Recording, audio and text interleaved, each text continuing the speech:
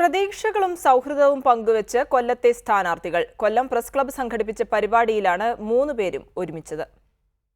കൊല്ലം എസ്.എൻ. കോളേജിലെ വിദ്യാർത്ഥികളായിരുന്നവർ LDF, UDF മുന്നണികളിൽ പരസ്പരം ഏറ്റുമുട്ടുമ്പോൾ NDA സ്ഥാനാർത്ഥി അവരുടെ അധ്യാപകനായിരുന്നു എന്നതാണ് കൊല്ലത്തെ സ്ഥാനാർത്ഥികളെ പരസ്പരം ബന്ധിപ്പിക്കുന്നത്. അതുതന്നെയാണ് ഇവരുടെ സൗഹൃദത്തിന്റെ അടിസ്ഥാനവും. മനുഷ്യന്റെ അടിസ്ഥാനമായ സ്വഭാവം സ്വാർത്ഥതയായതുകൊണ്ട് എനിക്ക് ജയിക്കണം എന്നുള്ളതാണ് എൻ്റെ ഇപ്പോഴത്തെ ആഗ്രഹം. എനിക്ക് സാറിന് അത്ര മഹത്വമൊന്നുമില്ല, എനിക്ക് ഞാൻ ജയിക്കണമെന്ന് തന്നെയാണ് ആഗ്രഹം. അല്ല, ചില സന്ദർഭങ്ങളിൽ നമ്മൾ ഈ എലിമിനേഷൻ റൗണ്ട് കാണുമല്ലോ, ഈ സ്റ്റാർ സിംഗറിലൊക്കെ.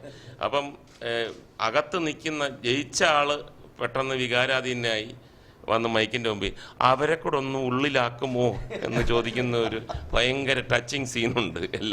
അത്രേ ഉള്ളൂ. ഞാൻ ജയിക്കുമ്പം എനിക്ക് അങ്ങനെ പറയാനാണ് തോന്നുന്നത്. അഴിമതിയെക്കുറിച്ച് സ്ഥാനാർത്ഥികൾക്ക് ഒരേ അഭിപ്രായം തന്നെ.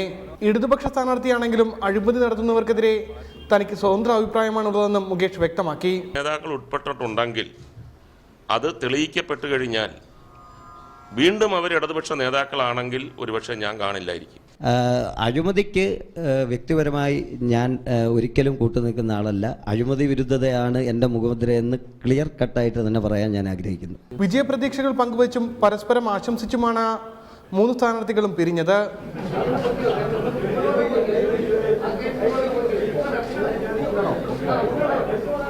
റിപ്പോർട്ടർ, കൊല്ലം.